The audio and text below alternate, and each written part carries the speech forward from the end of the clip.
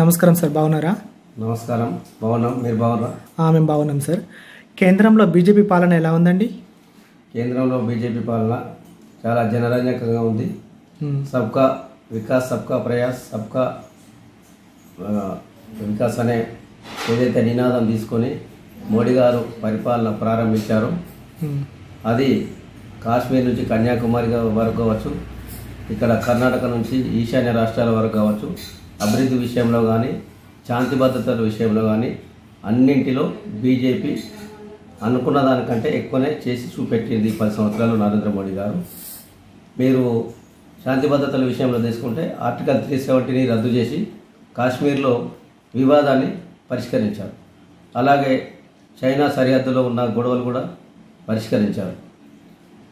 తర్వాత ఆర్థిక విషయంలో చూస్తే ఇవాళ భారతదేశం ఆర్థికంగా 3వ శక్తిగా ఎదిగింది.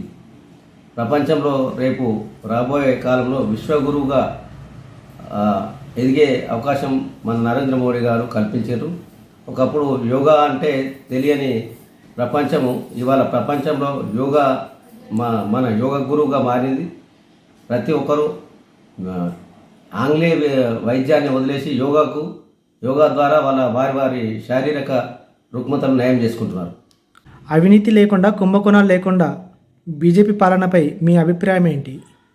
గత 10 సంవత్సరాల నుంచి పరిపాలనను అంతకుముందున్న కాంగ్రెస్ కానీ ఇంకా సంకీర్ణ ప్రభుత్వాల పాలనను పోల్చి చూసుకుంటే లక్షల కుంభకోణాల వెలుగుచూపాయి కాంగ్రెస్ ప్రభుత్వంలో కానీ సంకీర్ణ ప్రభుత్వాలలో కానీ. అదే ఈ 10 సంవత్సరాల్లో చూసుకుంటే ₹1 కుంభకోణం కూడా ఇప్పటి వరకు బయటపడ్డది. ఒక్క కుంభకోణం లేకుండా చేసిన ఘనత బీజేపీ నరేంద్ర మోడీ గారి పాలన. కేంద్రం ప్రవేశపెట్టిన పథకాలు ఎలా ఉన్నాయి? కేంద్రం ప్రవేశపెట్టిన పథకాలు గృహజ్యోతి కానీ, ఉజ్వల యోజన కానీ, ప్రధానమంత్రి కిసాన్ సమ్మాన్ నిధి నేరుగా రైతుల ఖాతాల్లోకి డబ్బులు, అది కరెక్ట్ టైం, ఏ టైం ఉంటే ఆ టైంకి డబ్బులు రైతుల ఖాతాలోకి జమ అవుతున్నాయి. అదే ఇక్కడ తెలంగాణ ప్రభుత్వానికి వచ్చేసరికి వాళ్ళు చెప్పేది ఒకటి, చేసేది ఒకటి. ఆ డబ్బులు ఎప్పుడు వస్తున్నాయో తెలియదు, ఎప్పుడు ఇట్లా రైతులు ఎదురు చూస్తూ ఉన్నారు. అది వచ్చేదాకా కూడా తెలియట్లేదు. ఓకే, తెలంగాణలో ప్రస్తుతం బీజేపీ పరిస్థితి ఎలా ఉంది? తెలంగాణలో బీజేపీ పరిస్థితి చాలా మెరుగ్గా ఉన్నది. 17 సీట్లకు ఖచ్చితంగా 12 సీట్లు ఖచ్చితంగా గెలుస్తానని నేను ఆశాభావం వ్యక్తం చేస్తున్నాను. 5 దశాబ్దాలలో పూర్తి కాని అయోధ్య మందిరము కేవలం 5 సంవత్సరాల్లో మోదీ పూర్తి చేశారు. ఇది మన హిందువులందరికీ గర్వకారణం అని చెప్పుకోవచ్చా? హిందువులందరికీ గర్వకారణము.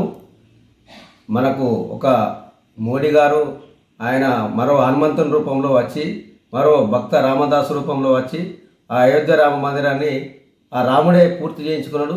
అది హిందువులకు, హిందూ ధర్మానికి చాలా మంచి శుభసూచకము.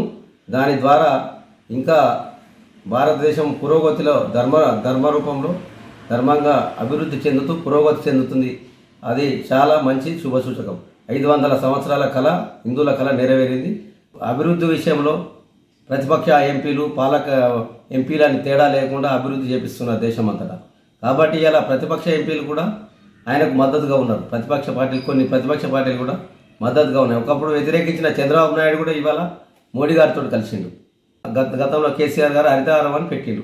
హరితహారంలో వచ్చే మొక్కకు, అక్కడ దానికి వేసే కంచె జాలి, అక్కడ ఇచ్చిన ఉపాధి హామీ పథకం కూలీలకు కేంద్ర ప్రభుత్వమే చెల్లిస్తుంది.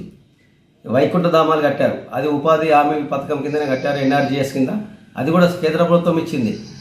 ఇక స్టేట్ గవర్నమెంట్ ఏంది పేరు మార్చుకొని వాళ్ళు పనులు చేస్తున్నారు అంతే తప్ప మొత్తం కేంద్ర ప్రభుత్వం నుంచే వస్తున్నాయి డబ్బులు.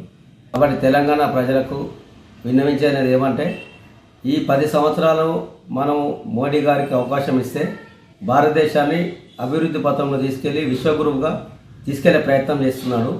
అదే ఇంకొకసారి మనం 3వసారి కనుక మనం గెలిపించుకున్నట్టయితే మన ప్రపంచంలోనే అమెరికా, బ్రిటన్ దాటేసినాం. అమెరికాను, చైనాను కూడా దాటేసి మనం మొదటి స్థానంలో వచ్చే ఆస్కారం, అవకాశాన్ని పోగొట్టుకోవద్దు.